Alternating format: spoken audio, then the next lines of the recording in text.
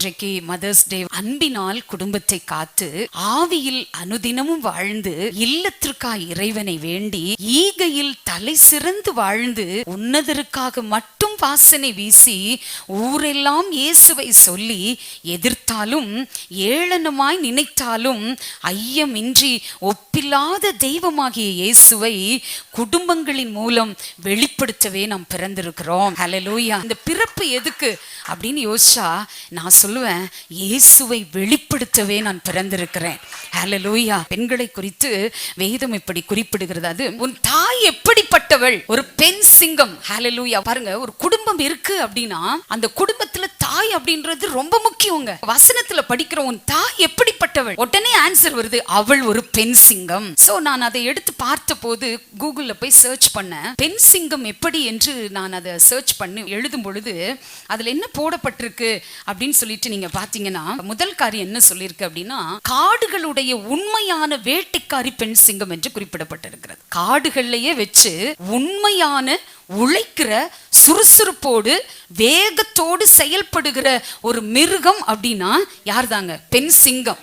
ஆமே, உண்மையான வேட்டைக்காரி. ரொம்ப ஆச்சரியமாக இருந்தது அந்த சொல். ஆமே, சோ உண்மையான ஒரு வேட்டைக்காரி. அது மட்டும் அல்ல, சிங்க கூட்டத்திலே வச்சு வலிமை நிறைந்தது ஆண் சிங்கமாக இருந்தாலும் ஆமேன், அந்த ஆண் சிங்கம் நல்லா சாப்பிட்டு படுத்துக்குமா. ஆனா பெண் சிங்கம் என்ன செய்யும்னா, சாப்பிட்டாலும் அது உடலை ரொம்ப சிக்குன்னு வச்சுக்குமா. சோ பெண்கள் ரொம்ப ஜாக்கிரதையா நம்மளை பாதுகாத்து கொள்றது நல்லது. அப்ப ஆண்களுக்கு ஒண்ணு இல்லைன்னு நினைக்கிறீங்களா? உங்களுக்கு தான் இந்த சத்தியம். ஏன்னா உங்களை பெற்றெடுத்த அம்மாக்காக ஆண்டவருக்கு நன்றி சொல்லுங்க. ஹல்லேலூயா.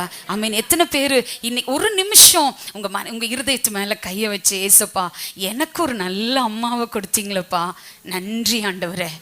ஆமேன், எனக்கு ஒரு நல்ல அம்மாவை கொடுத்தீங்களே ஏசப்பா, நன்றி ஆண்டவரே. ஆமே, எவ்வளோ கஷ்டத்தில் உங்களை வளர்த்தி இருப்பாங்க, யோசிச்சு பாருங்க. ஆமே, இப்ப இருக்கிற காலங்கள் இருக்கிற மக்களுக்கெல்லாம் தாயினுடைய அந்த அருமை தெரியுதோ இல்லையோ எனக்கு தெரியல. ஆனா அப்ப இருக்கிற மக்கள் எல்லாம் தாயினுடைய அருமையை ரொம்ப உணர்ந்து வச்சிருந்தாங்க. ஹல்லேலூயா. எவ்வளோ கஷ்டத்துல என்னை படிக்க வச்சாங்க, எவ்வளோ கஷ்டத்துல என்னை வளர்த்தாங்க, எவ்வளவு நல்ல விஷயங்களை எனக்கு ஊட்டுனாங்க, எவ்வளவு நல்ல காரியங்களை எனக்கு கற்றுக் கொடுத்தாங்க அப்படிங்கிறத ஆமேன் ஒவ்வொரு சூழ்நிலையிலும் நம்முடைய வாழ்க்கையின் ஒவ்வொரு உயர்ந்த அந்த பாதைகளிலும் போற்றப்பட வேண்டியவர்கள் தாய் தகப்பன் என்பதை மறந்தே போகக்கூடாது. எத்தனை பேர் ஆமேன் சொல்றீங்க? ஹல்லேலூயா. இந்த பூமிக்கு நம்ம வருவதற்கு ஒரு நல்ல ஒரு கருவியா ஏசப்பா நம்முடைய தாயும் தகப்பனை ஆண்டவர் பயன்படுத்தி இருக்கிறார். ஹல்லேலூயா. ஆமேன் சொல்லுங்க ஒரு அல்லேலூயா. ஆமேன். கர்த்தர் நல்லவர், அவருடைய நாமம் மகிமைப்படுவதாக. அதனாலதான் அடிக்கடி நான் சொல்லுவேன், அது அடிக்கடி நான் மற்ற ஊர்களுக்கெல்லாம் போகும்போது இந்த வார்த்தைகளை நான் சொல்வது உண்டு. ஒரு பிடி மண்ணை எடுத்து என் தாயின் கருவில் வைத்து, எவ்வளவு பிடி மண்ணு?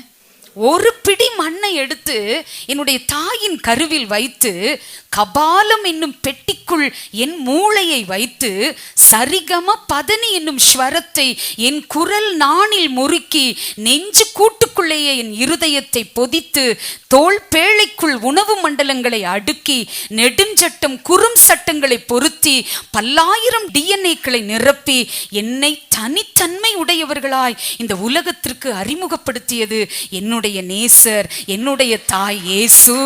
எத்தனை பேர் ஆமென் சொல்ல முடியும்? கரங்களை தட்டி, என்னை தனித்தன்மை உடையவராய், ஒரு யூனிக்கா. ஹல்லேலூயா. என்ன ஒரு யூனிக், நான் ஒரு யூனிக். எத்தனை பேர் ஆமென் சொல்றீங்க? ஹல்லேலூயா. அதனாலதான் வேதத்துல படிக்கிறோம், ஒரு தாய் தேற்றுவது போல நான் உன்னை என்ன செய்வேன்? தேற்றுவேன். எல்லா ஒரு தகப்பன் தாய்க்குரிய அத்துணை அன்பும் ஏசப்பாட்ட இருக்கு. எத்தனை பேர் ஆமேன் சொல்றீங்க? என்னை தனித்தன்மையாய் மாற்றணும், நான் இந்த உலகத்துல தனித்தன்மையாய் வாழணும், ஒரு சிறப்பு வாய்ந்தவர்களாய் வாழ வேண்டும் என்பதற்காகத்தான் ஆவியானவர் எருசலேமிலே வைத்து உங்களை உருவாக்குகிறார். எத்தனை பேர் விசுவாசிக்கிறீங்க? ஏசப்பா இந்த எருசலேமுக்கு என்னை கொண்டு வந்து என்னை தேற்றுவதற்காக நன்றி அப்பா.